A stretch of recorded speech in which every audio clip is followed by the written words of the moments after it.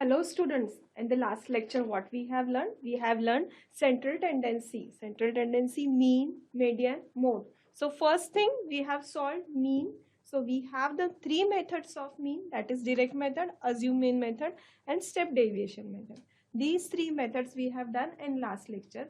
Today we are going to learn median. So what is median? Let's see. Let's move on to the PPT. So here in the last lecture, direct method, assume mean method, step deviation method. So in direct method, 4 vertical columns, 5 vertical columns in assume mean method and 6 vertical columns in step deviation method. You can write down all the three things over here. So what is the difference between all the three methods? And there are some differences in columns. So it is really very easy to keep it in your mind for the exams. That is direct method, assume mean method and step deviation method. So the next is the median. So what is median? Let's see. So median is which divides the score in the distribution into two equal parts. It is known as middle value or middle scores. So you must have done in 8th and 9th standard the median like this. That is, we have the scores of 7 students. That is 2, 10, 19, 16, 15. So what we need to do it? We have done like this. We have or descending order, and then we have to, after arranging this data, we'll have to use formula, that is n plus 1 divided by 2. And then the most important thing over here, if you have odd numbers of records, then what we are going to do it? We are going to do it n plus 1 upon 2. So we can see whenever we have odd numbers of record and we need to find out, we have to find out median, then we are going to use this formula. We have used this formula in earlier classes, that is n plus 1 upon 2. The answer is 4. Then we are going to check the fourth record is in our data, which is in ascending order. So fourth record is what? 15. So you can see the red circle over here. Our answer is 15 because that is the fourth record of ascending or descending order data. So most important thing over here, you have to keep it in your mind. After arranging the data, whatever the answer it will be, in that you are going to check the particular number of record, not in whatever they have given. After arranging the data, you need to do this. So what will happen if we have even numbers of record? Let's see.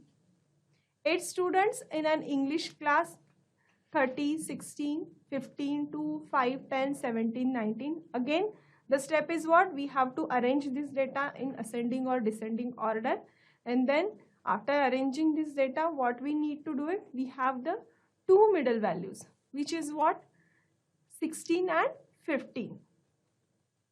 So when we have even numbers of record, what we are going to do, we have to take two middle values of the particular data after arranging that, and then we are going to find out the mean of that particular data.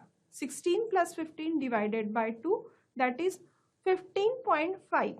So what it will be? That 15.5 lies between 16 to 15. 16 and 15. So this is the most important thing over here. When we have odd numbers of data, we are going to add plus 1 divided by 2. When we have even numbers of data, we are going to consider two middle values of the data after arranging the orders of the data, and then we are going to consider two values, and then we have to add two values divided by 2, and then we will get the answer. You must have done these methods in earlier classes, but now this year we have to use formula for the median, that is median is equal to L plus n upon 2 minus CF upon F into H. So what are these things over here? Let's see. L is the lower class limit of the median class. N is the sum of frequencies. H will be the class interval of the median class. F will be the frequency of the median class. CF is cumulative frequency of the class preceding the middle class. Let's see the example over here, that is the following table shows classification of number of workers and the number of hours they work in a software company. Find the median of the numbers of hours they work. So they have given the daily hours of the data and the number of workers. So what we need to do it, we have to arrange all the data in 3 columns, that is we need to find out cumulative frequency. So that is 8 to 10, 150, 10 to 20, 500, till now 14 to 16, 50. So what it will be? So how we can find out cumulative frequency? Cumulative frequency means what? In the first frequency will be as it is.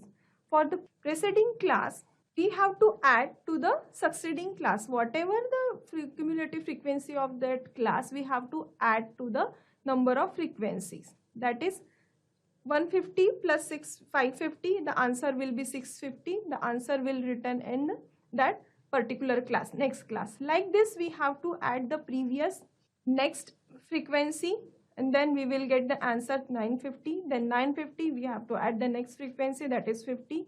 The answer will be 1000. So like this, we are going to add all the frequency between each other, then you will get cumulative frequency. So after getting cumulative frequency, we are going to find out n, that is what? 1000. So n upon 2 is equal to 1000 upon 2 means what? 500. N upon 2, the value of n upon 2 is what? 500. The 500, this value we are going to substitute in. Now what we need for the formula, we need to find out the frequency and the cumulative frequency. So here again, how to know about the frequency? The higher value of the frequency, which is what? 500. 500 will be our the frequency, and the preceding class of that particular frequency, that will be our cumulative frequency. You can see the number of workers 150, 500, 350. Then what? The highest number of frequency is what? 500.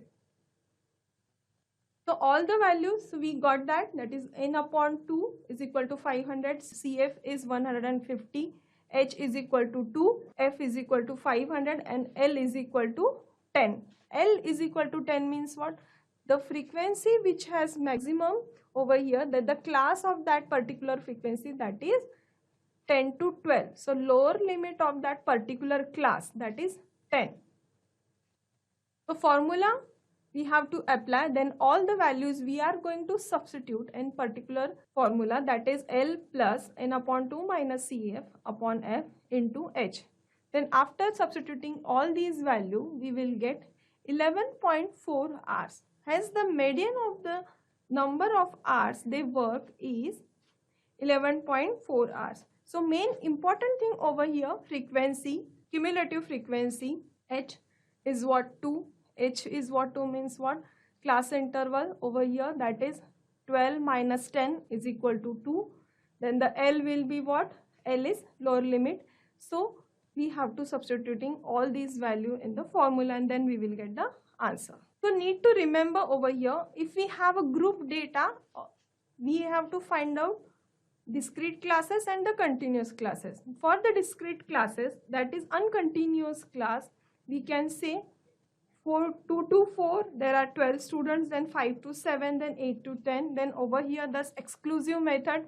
In exclusive method, all the classes are given, that is continuous class. So till now, we have worked on a continuous class. Then in next slides, we will see the how to find out the values, how to find out the mean by using discrete classes. Before that, we need to know the difference between discrete class and continuous class. So meaning is what? Discrete data is one that has clear space between values, and the continuous is what? One that falls on a continuous sequence. Means you have seen that data over here, 100 to 150, 150 to 200, like this in continuous. If we will talk about discrete data, which is non-continuous class, that is 150 to 200, and the next will be 201 to 251, like this. So nature is what? Countable. This is measurable. Next is values.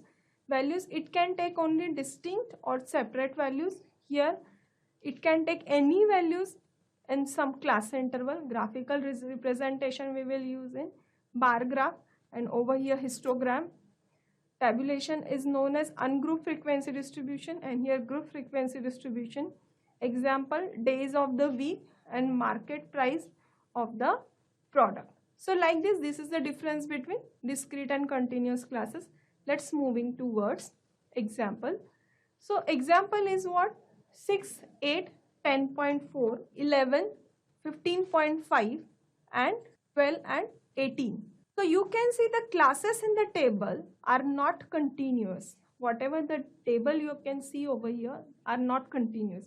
6 to 10, 11 to 15, 16 to 20.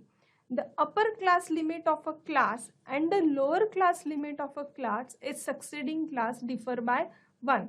You can see the difference between both the classes, that is 10, 6 to 10, and then again next is 11 to 15. There is a difference between both the classes, that is 1. So how we can make it continuous, this class or this data? Let's see.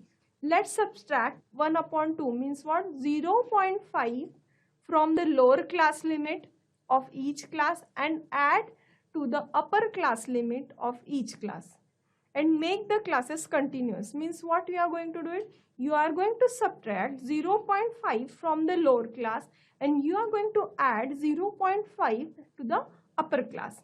Let's see. These are the records 10.4 and 15.5. We need to find out where they lie. So therefore we need to make it this table in continuous form. So make a column in cumulative frequency less than in the new column showing continuous classes. Let's see. The next table is what? Which is given over here, that we have made it 5.5 to 10.5, then 10.5 to 15.5, 15.5 to 20.5, and the tally marks as it is and frequency will be as it is. So we have to work it on the class only, the column of class, when we need to make it continuous. Let's see the next example, how to do it. Mode. The definition: the score repeating maximum number of times in a data is called the mode of the data. You must have done in 5th, 6th, 7th, 8th and 9th standard also. You can see these type of sums you have done in earlier classes. Shows up the most important, that is 5, 13, 9, 7, 1, 9, 2, 9 and 11. This is the record or number of marks over here. So there are 9 which is repeating 3 times, means what? The mode of this data will be 9. Like this you have done in earlier classes. We have to use in 10th standard lower limit plus f1 minus f0 upon 2f1 minus f0 minus f2 multiplied by h. So f1, f0, f2, what it is? Let's see. In the above formula, L is lower class limit of the model class, then f1 frequency of the model class, f0 frequency of the class preceding the model class, means which will be our model class, that will the preceding class will be the f0 and the succeeding class will be f2 and h will be the class interval of the model class. I have taken one example over here. The following table shows the information regarding the milk collected from farmers on a milk collection center and the content of a fat in the milk measured by a lactometer. Find the mode of fat content. So here what they have given? They have given continuous class. What we need to do it? We need to arrange it in a proper manner, that is frequency and the class. So here the darkened row is there, that is what? 80 and 4 to 5. So again the highest frequency class will be our model class, means highest frequency is what? 80. So model class will be 4 to 5. So you can see over here. So L is what? 4. H is what? 1. H will be 1 means what? 5 minus 4 is equal to 1. That will be the class interval of that class. So the formula for this, that is L f1 f0 f2 upon 2 f1 minus f0 minus f2 into h. So we need to know all the values which is required for the particular formula. that is F1 and F0 and F2. So just now I told you that highest frequency, that will be F1, the preceding class will be F0 and the succeeding class will be F2. Then all these value we are going to substitute in this particular formula. After substituting all these value, we will get 4.33. So means what? The model fat content is 4.33 percentage. They have given in percentage. So please, we have to write over there in percentage all the values. Let's practice one more sum. The following frequency distribution table gives the ages of 200 patients treated in a hospital in a week. Find the mode of ages of the patients. So ages they have given, that is less than 5, and the number of patients. So note, if the given classes are not continuous, we have to make them continuous. Just now I have explained you how to make it continuous class. So what we need to do it? For that we have to subtract 0.5 from the lower limit and we have to add 0.5 in upper class limit. Let's see. I have given over here less than 0.5. We have subtracted, then 4.5. Like this I have done. Then the number of frequency, number of patient, 38, 32, 50, 36, 24, 20. Then again darker line is given over here, which is in gray color. Highest frequency, that is 50, and the model class will be 9.5 to 14.5. After making continuous class, we are going to consider the new class frequency. New class will be our model class. So the F1 will be 50, F0 will be preceding class, F2 will be succeeding class. Then all these value we got that. Lower class limit is what? 9.5 of the model class. F2 is 36, H is equal to 5, F1 is equal to 50, F0 is equal to 32. So all these value we are going to substitute, which we have the formula. Then after substituting all these value, we got 12.35. So 12.35 is what? Model age of the particular data is 12.31. So whatever the values we are going to, every time you are going to substitute in a particular formula and then we are going to get the answer. So what we have learned till now, so that is central tendency, mean, median, mode. In mean, direct method, assuming method, step deviation method. Just now we have done median and mode. Let's see. The next is what? The information what is given on the screen, that is what? History of the graphical representation. The Florence Nightingale, 1820 to 1910. The Florence Nightingale, the lady is considered as an idol in the field of nursing. She was devoted to the work of caring for the wounded and the sick in the Crimean War. She nursed wounded soldiers and saved their lives. She is also known for the fundamental work is the field of statistics. She kept a systematic record of conditions of wounded soldiers, treats given to the and the result of the treatments and the issued important conclusions. So all the history I have given over here, what she did, the causes of the disease were lack of cleanliness and the surrounding, polluted water and the crowded dwelling of the patients. The Florence exhibited this information in a particular graph. She made a chart and everything. She made it in, she take all the data in particular group and then she found that we have to, how it is easy to find out the records. So data representation, we have pie diagram, histogram, frequency polygon. So pie diagram you have done in earlier classes. So first is histogram. If the given classes are not continuous, make them continuous.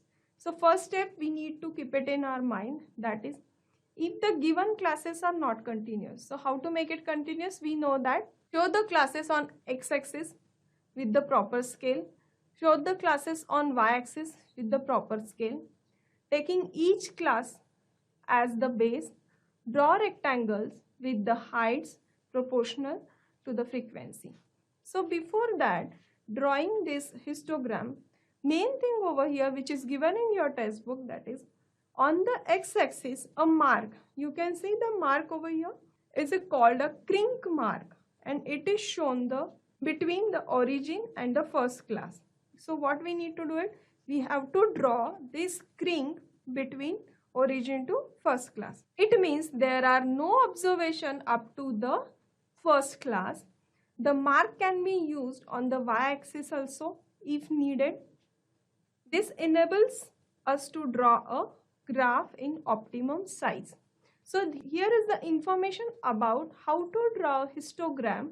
Time allotted for the preparation of an examination by some students is shown in the table.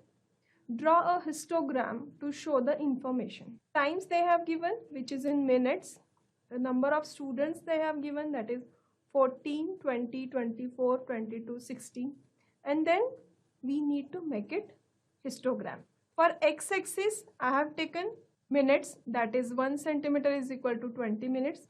And the y-axis, we have taken number of students, that is 1 centimeter is equal to 5 students. So main thing over here, first of all, you are going to write scale before drawing the graph.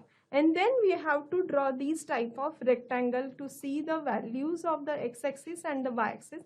Then we can make a histogram. The first is what? 60 to 80, we have 15. Then we have to find out the 14 will be after 15. So we have to make it a rectangle over there. Like this, we need to make it rectangle which is connected to earlier one till the 60, because our last record is 16. So here I have explained histogram. Now next one is what? Frequency polygon.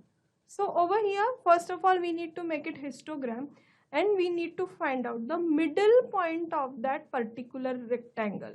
So let's see what are the steps. Step A, mark the midpoint of the upper side of each rectangle in the histogram. So after drawing the histogram, we have to mark the middle point of particular rectangle, all the rectangles. And then the second B, assume that a rectangle of 0 height exists preceding the first rectangle and mark its midpoint. Similarly, assume the rectangle succeeding the last rectangle and mark its midpoint. So how many rectangles we have in histogram? We have to mark it, and then we are going to join all the midpoints in order by line segments. Let's see how it will be. First is show the following data in frequency polygon. So electricity bill and the families. Let's see. On the x-axis, we have electricity bill, and y-axis, we have number of families. Let's see, I have used over there crink mark because no records. It is shows, if you are using crink mark, it is shows there are no records between 0 to 200, right? Now 240, 300, which will be in 200 to 400. Then third one is what? 450, which will be lies between 400 to 600, and then 600 to 800. Then next one will be 800 to 1000. There is 160. So what we are going to do it? First, I have done the particular points where are the data is lying on which point, and then let's see how it will be. In the first graph, what I have done, we have done the particular class by using some rectangle, and we take some midpoints of the particular rectangle and we join with line segment. So this is the comparison between line graph and histogram. So frequency polygon means what? It is both line graph and histogram.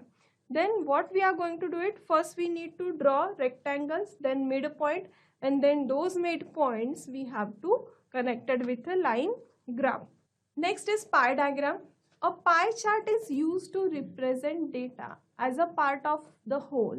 In a pie chart, the circle is divided into sectors. Each sector visually represent item as a percentage of fraction of the total data. So how we can read it? We know that in earlier classes we have learned 45% educational equipment, then the sanitization 10%, games 35%, environment 10%. We are going to use 35% of amount is shown for games. like this. You can see on screen how to read the pie diagram. Then 10% of the amount is reserved for environment. Let's see the example over here.